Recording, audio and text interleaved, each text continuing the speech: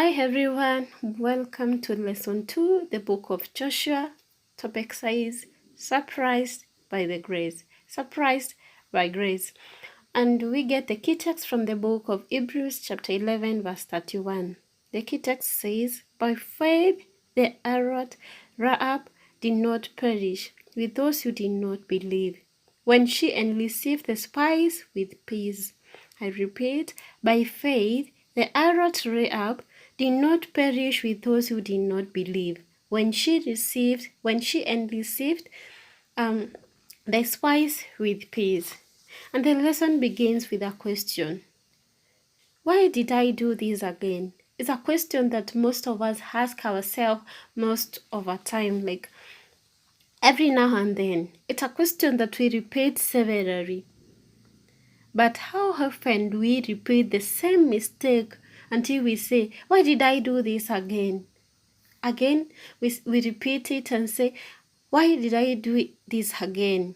But often, even after asking yourself such kind of a question, you repeat the same mistake. You do what you did last time, and the question remains, why did I do this again? But surprisingly, God is God of second chance. And the same way that God gives you a second chance, once you ask yourself this kind of question and you repeat the same mistake, is the same way God gave the Israelites a second chance. Now, Israel earned a second chance of entering a promised land. And Joshua takes this mission seriously. So remember, in last lesson, we see that Moses is dead, and now Joshua takes it over. And now he takes the mission very seriously. And because of that, Joshua sends 2 spies to bring valuable information about the land, where they were going to inherit the land. The information was about the defense system, the military preparedness, water supplies, and attitude of population in the face of invading foes. With the wanting to get prepared, military to be prepared not to fail like last time. One would think that God's promise of giving the land to the Israelites did not require any effort from the human being. The assurance of divine support does not override human responsibility. Now, once God gave them a promise, it did mean that these people didn't require any effort for them to achieve or to get that promised land. But the assurance of divine support does not override with human responsibility. What you are responsible to do, you should do it. And so God says that He is the provider. But if you don't work for you to get or to be able to provide for your family or for yourself, then remember the divine support or the promise of God is not overriding with your responsibility. Your responsibility remains intact. You have to do it. God's grace has infinite possibility to surprise us. Israel stands at the border for a second time. The expectations are very high. Remember, they stood at the border last time, they failed.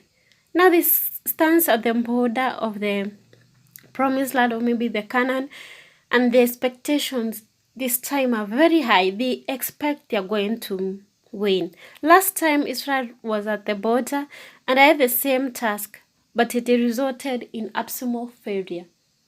They were on the border last time, but they failed terribly. Sunday part says second chance. Second chance. Now the Israelites are given the second chance. And since God is a God of a second chance, the way He gives you second chance whenever you go down, the same way He did to Israelite. And we get a book to read in Joshua chapter 2 verse 1. And Joshua the son of Nun set out of Shittim 2 men to spy secretly, saying, go view the land, even Jericho. And they went and read, and they came into an harlot house whose name now is Rahab, and they lodged in here. And what happened? They went to this woman, Rahab, when they went there, people over the country in Jericho, they learned that there are two Israelites who have come to explore our land. And they knew, these people knew, like, they knew their God is powerful. They knew these Israelites didn't use natural power. They had someone who was supporting you, who was supporting them, who was more powerful than them. So all they wanted is to kill him because they felt their land now is being taken. Remember what God did it to the Israelites over the Red Sea, like separating water, and they were able to walk on dry land. This message went to a big many nations and many countries, and so because of that, they were feared. They believed that the end. Their power was not natural like for human beings. They had someone who was supporting them. And some of them recognized the power. Like Rahab is one of them that recognized is the power of God that was with him. So the place Shittim reminds them of the two negative episodes of Israelite history. The first is another spy story, featuring the same essential element. The commissioning of the spies and the secret incursion of the spies into the enemy territory, the return of the spies, the report of the spies on the fighting, and the decision to act based on the report. The other incident that reminds them at Shittim represent one of the defied and adulterous violation of the covenant of the Israelite. So when they come to Shittim, they have a report to give. There is this commission of the spy. They go to explore the land secretly. They return with the report. The report they give is what was to be acted on. The decisions were based according to the report. The second incident we see, this Rahab, a harlot who violated the instructions, or maybe who violated his country by allowing the Israelites to come and like hiding them, not allowing them, but hiding them when they came. And he didn't reveal this to anyone else. And we see that with Shittim, in this context, the name Shittim creates an extraordinary tension as to the outcome of the whole story. Will it be a failure again? In this story, when we hear the word Shittim, it creates an extraordinary tension or maybe fear. And they have two questions. Will it be a failure again, or will it be a fulfillment of the long-awaited promise? They don't know, but they have that tension. Remember, it's the second chance that you're getting. The first chance, they failed. So they're like, will it be a failure again, or will we be able to get get a fulfillment of the promise that we have waited for so long? God is a God of second chance and grace. Grace is simply receiving what we do not deserve. And Peter himself, we see in the book of John, that he experienced the grace. The grace was extended to him after he denied the Lord. When Peter denied the Lord, he experienced the grace. It's something that he didn't expect. It's something that he is not worthy to get it. But when he denied Jesus, the grace was extended to him. Let's see. Sunday says the second chance. So what are we waiting? Like, it prepares for us. Are we waiting for failure or for the fulfillment of the promise that was awaited for a long time? Monday says value in unexpected places. Value in unexpected places. And the question remains, who are these who are valued in unexpected places? Who are these? Joshua chapter 2 verse 2 to 11. And verse 3 says, And the king of Jericho sent unto Rahab, saying, Bring forth the men that have come to thee, which are entered into your house, for they have come out to search all the country. Verse 4. And the woman took the two men and eyed them and said, Thus there they came men unto me, but I don't know where they are. Rahab said, Yes, they came to me, but I don't know where they are. And they were asked, Bring the men who came to you. But he said, he hid them, and then he said, I don't know where they are. Yes, they came, but I don't know where they are. In Hebrews chapter 11, verse 31, confirms her faith in casting her lot with the spies. In the middle of the decades, corrupt culture, and Rahab's own sinful lifestyle, God in His grace saw a spark of faith through which He could save her. In the middle of corrupted culture, in the middle of Rahab's sinful lifestyle of being an harlot, God saw a spark of faith through which He could save her. And we see the text says, by faith Rahab was saved. God valued Rahab for an exceptional courage, for her brave faith, and for being an agent of salvation, and for choosing Israelite God. He valued him. Remember, this is a culture that they didn't believe in God. Canaanite was full of worship of idols and the gods. So God valued the Rahab for that exceptional courage, for that brave faith, that he believed in God, and for being an agent of salvation, despite in all the culture that they worship the idols. He earned a spark of faith that consoled it, and grace was poured upon, grace was shown to this Rahab for being an agent of salvation and for choosing the Israel God. Joshua chapter 2 verse 11 says, After seeing what was happening, she declared, For the Lord your God, He is God in heaven, above and on earth. It is significant to hear a Canaanite woman recognize and acknowledging that Yahweh is the only God. Rahab, after he and aunt about how people and how God had done to them, to these people, he was surprised. And he said that the Lord is a God in heaven and above. And it is significant if a Canaanite woman can recognize God and can acknowledge Yahweh is the only God, especially on a roof where in our religion and prayers were usually offered to what was believed on celestial deities.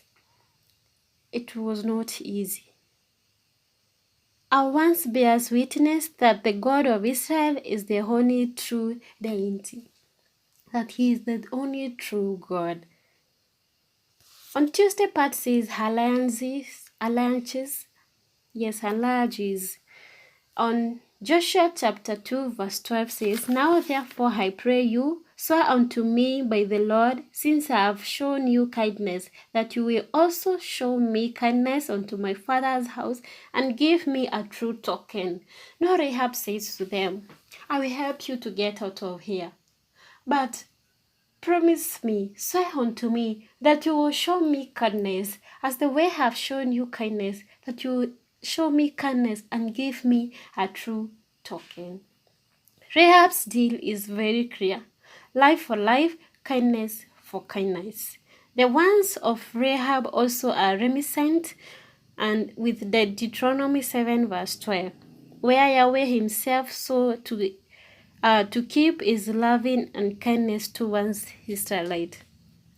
And this is so clear, the way God promised them, to keep the kindness and love towards the Israelite, and the same way they should do to him. Interestingly enough, same chapter in Deuteronomy 7 prescribes the ban of the Canaanites, and here is Rahab, a Canaanite who is under ban and yet claims by her emerging faith the promises that were given to the Israelite. As a result, she is saved. And because of the deal that Rahab makes, she goes ahead to claim the promises even what the Israelites have been given. Listen to this. Yet he claims by a imagined faith the promises that were given to the Israelite, and as a result, she is saved. She is saved because she is made the same with the Israelites now. Wednesday's part says conflicting values. Conflicting values in Joshua chapter 9, verse 1 to 20. So the Gibeonites, they went to Joshua and to the camp at the Gilgal and said unto him and to the men of Israel, we became from a far country now. Therefore make a league with us. This we do to them, and we will even let them, lest wrath be upon us, because of the oath which we saw unto them. In verse 20, like 6 says, the Gibeonites came to Joshua and to the men of the Israelites, that we want to make a league with you, like to be it's like a vow, like to you, we want to be, let me say, that this was made by the militaries, like a vow on being conjoined, something like that. So in chapter 9 of Joshua, it starts by informing us the Canaanite kings, who were usually ruled over small cities. That is in chapter 9, verse 1. They decided to create a coalition against the Israelites. By contrast, the inhabitants of the Gibeon decided to establish a covenant with Israel. The speech of the Gibeonite is similar to that of Rahab. Both they acknowledge the power of Israel's God, and both acknowledge that Israel's success is not simply a human feat. Let me get this story. In verse 1, we see the cities or the king of other cities, they join themselves to fight the Israelites. But the country of the nation of the Gibeonites didn't do that. They came to him. Of course, they lied to them and said, we come from a far country and we want to make a league with you, like we want to be joined with you. So they made a vow. They can't go against them, they can't hurt them, they can't hurt them. It's a vow, they are same now. Once these people, Israel, got to the promised land, they thought that these people, they were the neighbors. So they lied by saying that they were from a far country. They were the neighbors. And now Israel began complaining. How can this be? How can this be our neighbors? And Joshua told them, we cannot hurt them. Remember the vows we made in front of God. Remember, we can't hurt them. And Joshua aimed to cool the Israelites because they were all complaining. But Joshua could not hurt them, or Israel could not hurt them, because of the vows they made in front of what? In front of God. And they said they will be together.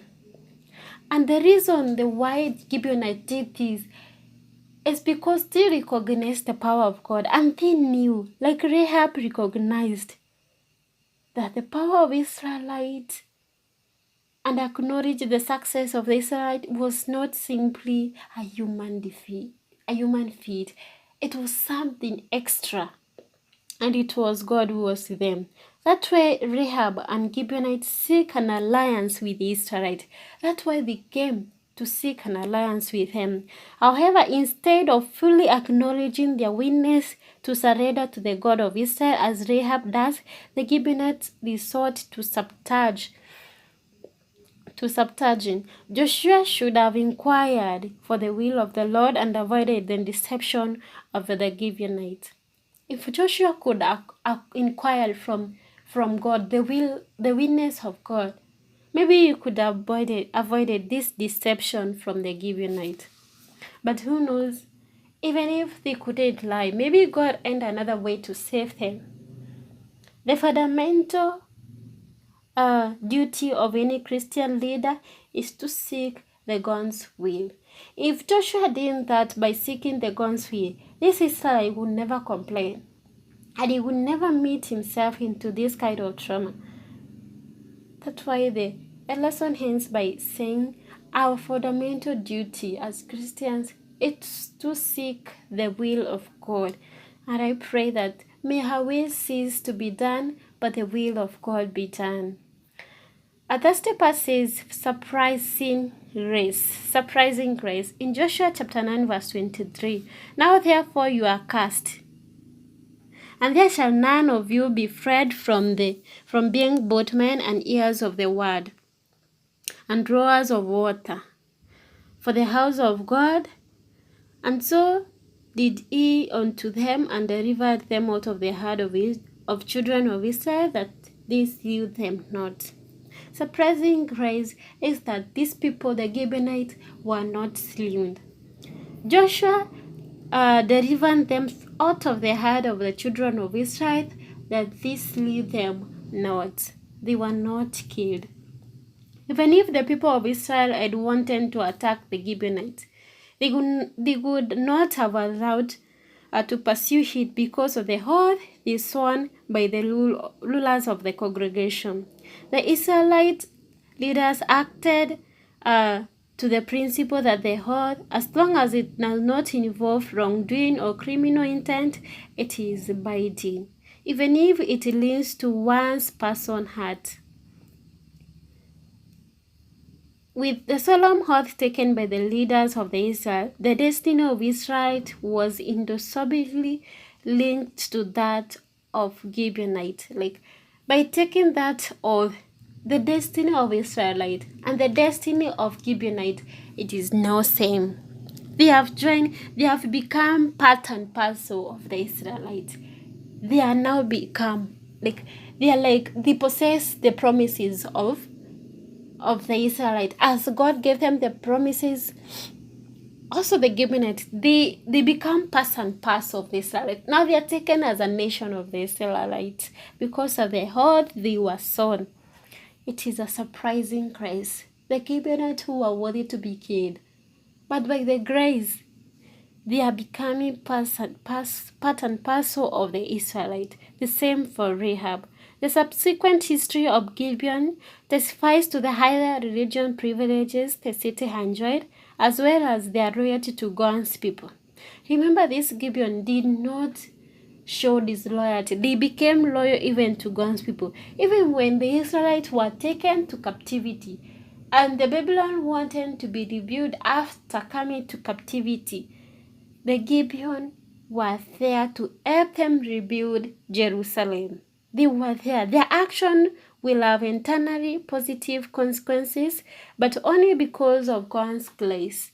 Because of God's grace, that even the Gibeons were there. They became loyal to God's people.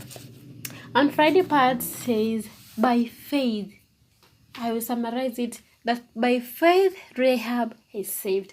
By faith we shall be saved. By faith Rahab is saved. After this story of Rahab, the spies, the rest of the Old Testament is silent about until she is emerging again in the genealogy of Jesus. Imagine Rahab is in genealogy of Jesus. Why? Herod. It is stated that she became the wife of Salome from the tribe of Judah, the mother of Boaz, the mother-in-law of another remarkable woman mentioned in the same genealogy, who is Ruth. And through her faith in God, the prostitute of Jericho, condemned to a total destruction, became a significant link in the royal line of David, who is a progenitor of the Messiah. This is what God is able to accomplish through faith. By faith, He can accomplish a lot, even if it might be only the size of mustard seed. By faith, it will be done. And our conversion, Rahab conversion, was not an isolated case of God's mercy towards idolaters who acknowledge His divine authority. In the midst of the land, numerous people, the Gibeons, renounced their atheism and united with the Israelites, sharing in the blessings of the covenant. Some of the Gibeonites denounced their atheism and they reunited with the Israelites. and now sharing the blessings of the covenant. No distinction, no account of nationality, race, or caste is recognized by God. He is favorable to everyone. He is faithful to everyone. Not It doesn't matter the nationality or the race. He is a maker of all humankind. All men are of one family because he created them all. Christ came to demolish every wall of partition and to throw open every compartment of the temple court, that every soul may have free access to God. His love is so broad. His love is so deep, so full that it penetrates everywhere. It lifts out of Satan influence those who have been derailed by his deception. It will lift you up. If you have been deluded with deception, it will lift you up and places them within the reach of the throne of God, the throne encircled by the rainbow of promise. May God help us that we may have faith as Rahab had. By faith we shall make it. God bless you. Let's meet in the next Sabbath memorials of grace.